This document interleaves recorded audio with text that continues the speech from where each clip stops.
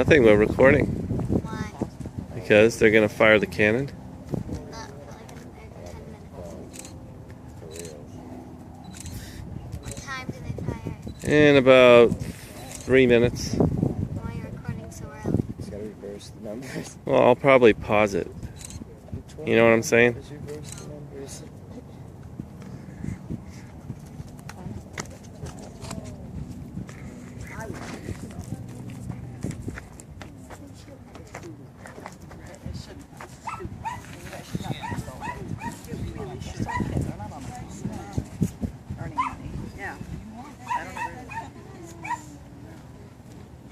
Not right, not in the winter. I can't load it up. No, I didn't know. I'm letting some stuff on the exam stuff.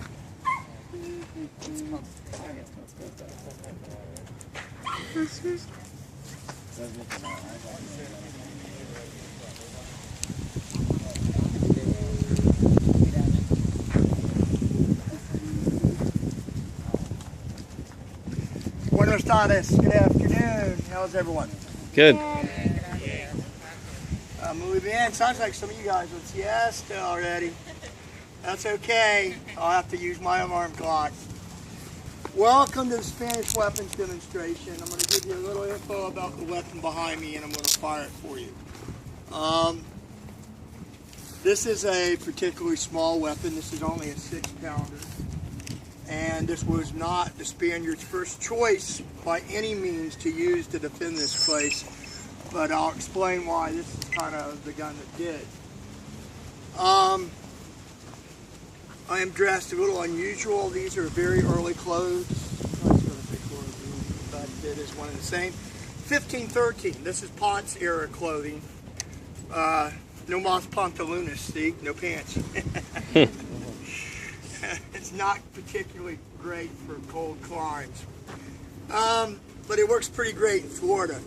Styles change very quickly within a handful of years. Everybody started wearing what's known as the pumpkin pants you see in all these conquistadors. And as they say, the rest is history. So the gun behind me weighs about 850 pounds. Guns were having to be brought ashore by hand. That means soldiers did it. Now they had much larger cannons. The Spaniards had a few 12-pounders with them. You know, not my favorite gun anyway, but they had a lot of 24 and 36 pounders. Then 36 pounders, the big boy of the day. Cannonball, about the size of our head. Can shoot 3 miles. So you can actually shoot something you can't even see. You can't see it, you can't hit it, but you can shoot about 3 miles. This gun is accurate to only 3/4 of a mile, and a good crew the right conditions can shoot 1 mile.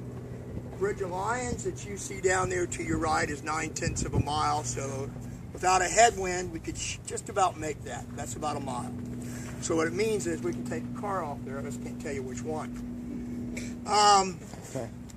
This is a gun that shoots a cannonball about the size, a little bit bigger than a modern baseball. But don't be distraught and go, that's it, can't do anything. This is a terrifying gun to have shot at you.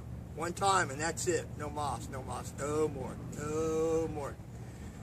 This is called a breech-charged muzzleloader. So it's very unusual for its time. And within a handful of years, by about 1570, these all disappear off the battlefields. But not because they weren't good, for a different reason. This is loaded from the rear end with the gunpowder. So I know a lot of you guys, if not all of you, have seen cannon demonstrations, not like this one. Never seen a gun like this fired. And if by some miracle you have, I can guarantee you it's a small gun, 3 or 4 pounder, which is about this big around, a little bit smaller. Behind the gun on the ground, there's an iron mug sitting there and it has 2 iron rings. It's a mug because it looks like something you can drink out of, but not actually. This one weighs 50 pounds. It's designed so it will hold exactly 3 pounds of gunpowder. So it takes the guesswork. You don't have to measure. They were trying to already by the 16th century, trying to make cannons fairly generalized so that anybody can walk up and fire them with just a little bit of training. But the Spanish didn't believe in a little bit of training. These guys drilled and drilled and drilled at least 5 days a week. And the sixth day they would shoot cannonballs. They couldn't shoot all week. They'd have no ammunition when they needed it. So by the time someone showed up here to go, excuse me, we're here to take everything from you, these guys had a lot of practice shots under their belt. So if you don't think they can almost drive a nail at 3/4 of a mile with this, you're in big trouble. They have had a lot of practice shots. And if you're the guy attacking, you've not had one. Not one practice shot. And when you're trying to attack here, until they fire, you don't know where these guns are. But once they open fire, you can't hide them because a gigantic cloud of smoke comes out. But it doesn't matter because this is small enough you can move it around. 6 guys could push this anywhere you want. If it's a muddy field, use a dozen guys, but you could still move it. So the mug has got 5 of these. You load them all before the battle. One guy during the battle, all he does is recycle that mug. As it's shot, that mug's taken out, just tossed on the ground. Turn around, grab a fresh one, put it in. Ball's being put down the front while he's priming it, and they're ready to go again. That quickly. Occasionally, there's 2 of us here, not often.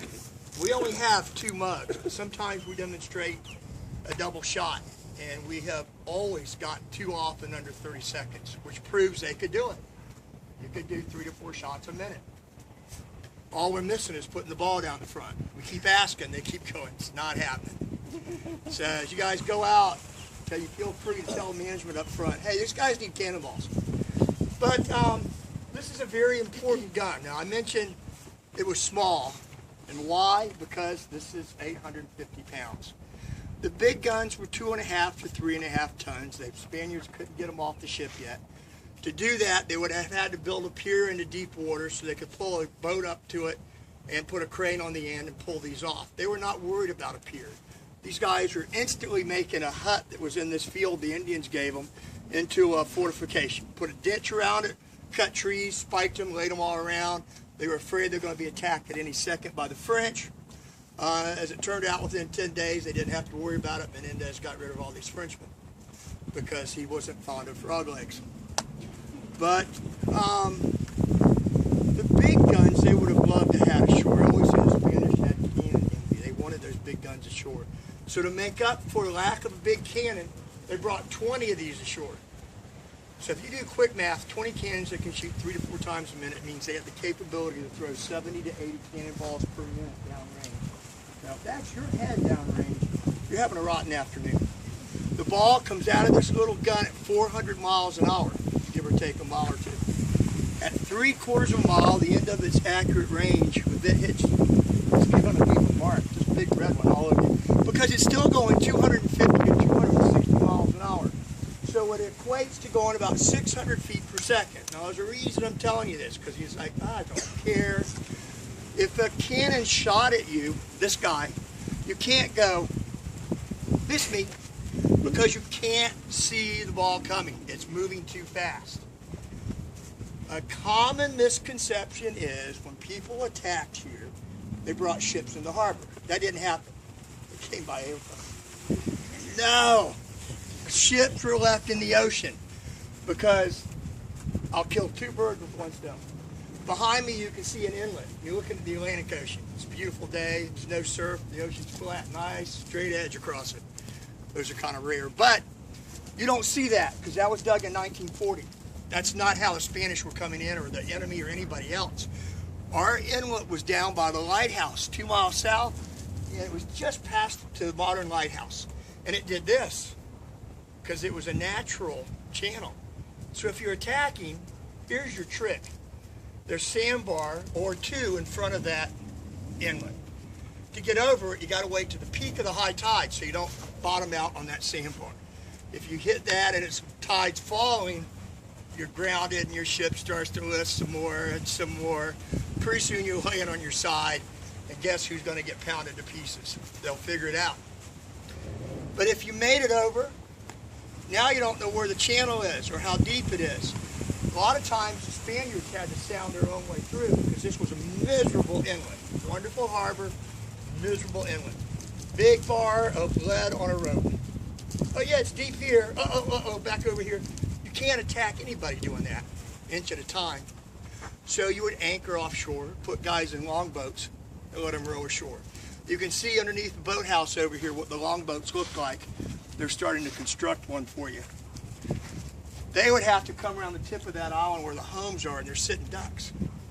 Literally sitting ducks. They have nothing they can shoot back with. And these guys pound them to pieces.